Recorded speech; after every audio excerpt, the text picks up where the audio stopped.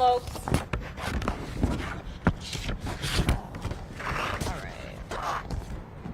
Thank you all for being here today. Tomorrow, the federal government will pause all SNAP benefits, leaving roughly 130,000 households in Bexar County without food assistance. For context, our community receives approximately $50 million worth of SNAP benefits each month. Our community needs us now. And as soon as I heard this, I started making phone calls to businesses in San Antonio asking for donations, and I'm grateful they are heeding the call. As mayor, my priority is making sure San Antonians have the support they need when difficult times arise, and I want our community to know help is coming. Thanks to the city and over a dozen companies, I'm proud to announce that just in the last 2-3 days, we have raised over $1.6 million to help build a bridge for SNAP recipients. This is a great start, and we are asking more companies to join us.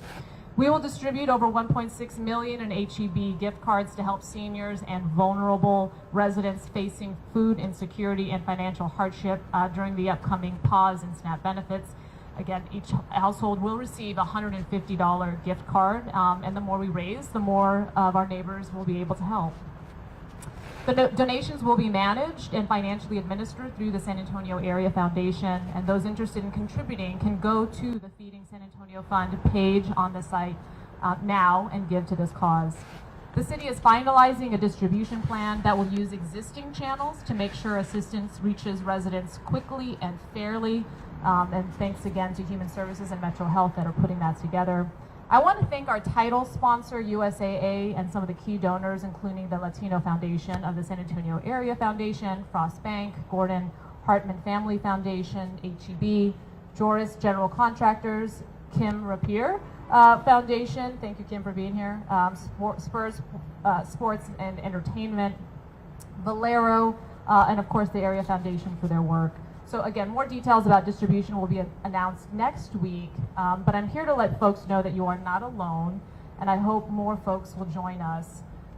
You know, as somebody that, as a kid, relied on reduced lunch, right, for a portion of my childhood, subsidized housing, I know so many families, when they heard the news of those SNAP benefits being paused, were really worried about how they were going to make it through that next month. And so that's why I knew we had to act quickly, and I'm thankful again so many have answered the call. But again, there's a great need. Let me also just say, for those that in general are having a difficult financial time due to the federal shutdown, there is also relief when it comes to the utilities, right? So please call SAWS and CPS, ask about a payment plan. They are more than willing to do that. I have spoken with both Robert Puente and Rudy Garza, and that is something kind of similar to COVID, where there's not going to be disconnections and nor collections again. But please reach out to them proactively so they can help there.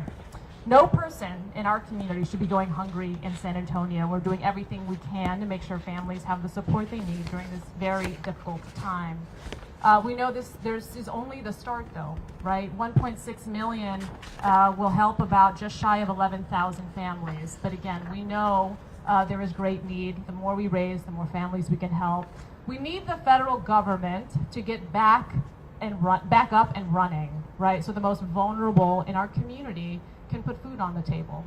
It is really that simple.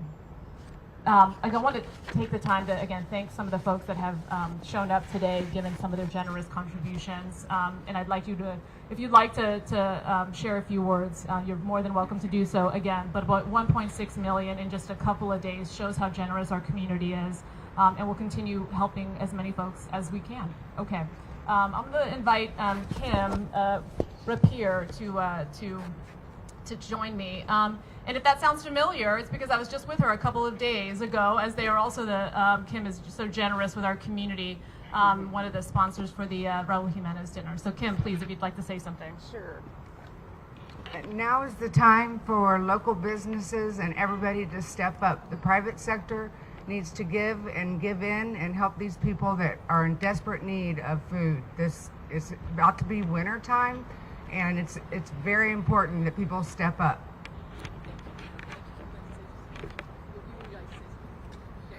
on behalf of the Kim Repair Foundation, and Kim has always stepped up.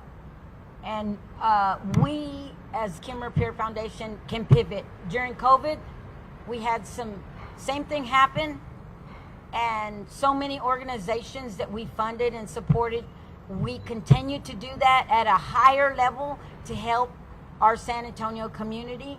And so that's exactly what we need everybody to do. Thank you. Great. Thank you, Kim. We have somebody here as well from the Area Foundation. Good morning. I'm Nadesh Souvenir, CEO of the San Antonio Area Foundation, and we are focused on closing opportunity gaps for those who need it most. So when we got this call, we knew exactly what we needed to do, and we're proud to have been able to stand up this fund in support. And if you want to contribute, please go to www.saafdn.org. Thank you. Good morning. My name is Patricia Mejia. I serve as the Chief Impact and Inclusion Officer at Spurs Sports and Entertainment. Thank you, Mayor, for your leadership. And I just want to let you all know that, as always, the Spurs continues to want to find ways to contribute. We are all family, and in these moments, the most, we need to make sure that all of us come to the aid of our community. And so thank you for your leadership in putting this together, and thank you for the Area Foundation for holding those funds. And I invite everyone to come and join if you have the ability to do so. Great. Thank you again for being so generous. Happy to take a couple of questions, and if you just raise your hand, I'll call on you. Yeah, please. Well, so look, there is, to your point, still a lot of uncertainty. What we wanted to do is act and help people where we could, right? We know the difference $150 could mean for so many families. So the best thing, though, is for the federal government to get up and running as soon as possible. And until then, we'll continue to do what we can do at the local level. But you're right, this is not something that we can sustain for a very long time, given the great need. Please. I know you said there are more details next week, but how do families need access to this funding and get it done? Yeah. So we're going to be using we're going to be helping those folks that are primarily accessing these benefits currently through city programs, right? That is the most efficient way, the most effective way, and folks can be verified through that process. Please. Have you had any conversations with anyone at the state level about the state sorting out funds to help understaffed Texas? We have not, but we will do that. Please. What's going to happen if you can't reach those $50 million that you talked about a little bit earlier? I know 1.3, like you said. Well, yeah. I mean, we are not going to be able to meet $50 million, right? We need the federal government to get back up and running. The need is too great. I'm thankful for those in our community that have already stepped up. And again, folks can donate on the Feeding San Antonio Fund site on the Area Foundation. But this is a bridge.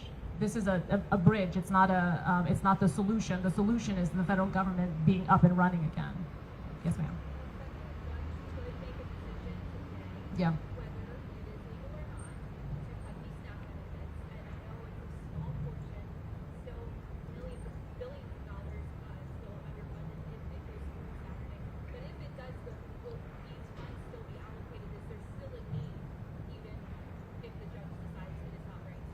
Well, we'll continue to monitor that.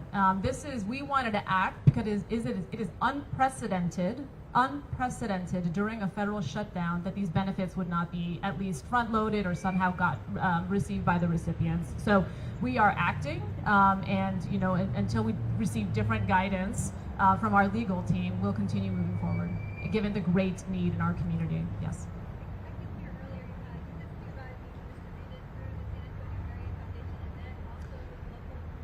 So the San Antonio Area Foundation is managing the financial side, right? So people can go there, contribute, they'll purchase the gift cards. The distribution, though, will be managed by Metro Health and Human Services. It's the city infrastructure that will distribute those things. And additional details on that are coming next week. Yep.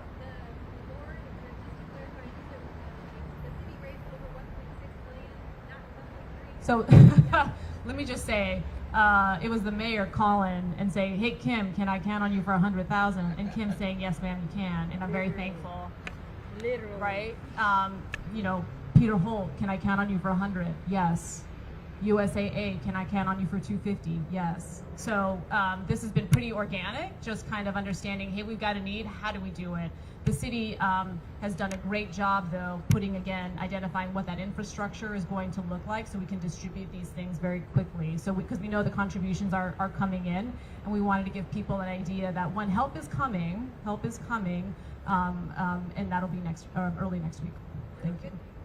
Please.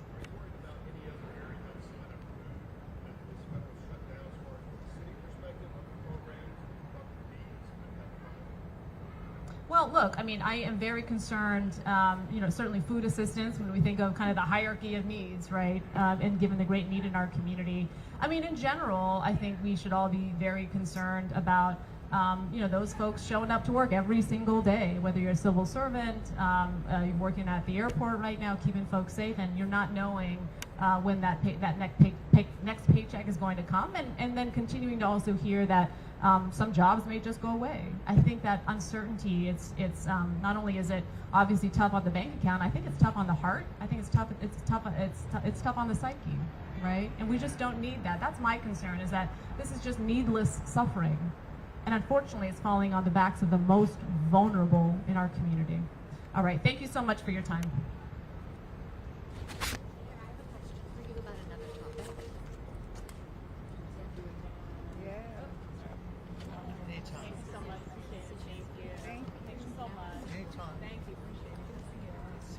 You're a rock star. Like, I don't know how many mayors would literally pick up the phone themselves. That's what I told yesterday. And she's a this one right here. Thank you. Yeah, she's amazing.